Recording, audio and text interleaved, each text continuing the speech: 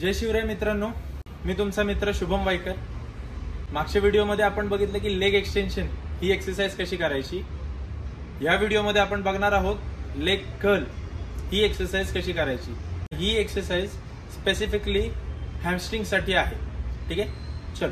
यासाठी तुम्हाला प्रोन झोपावं लागतं पोटावरती।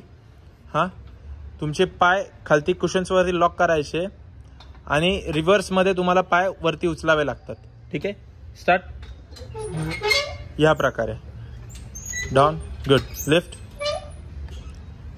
तर मी जसं म्हणलं ही प्रॉपर हॅमस्ट्रिंग साठी वर्कआउट आहे।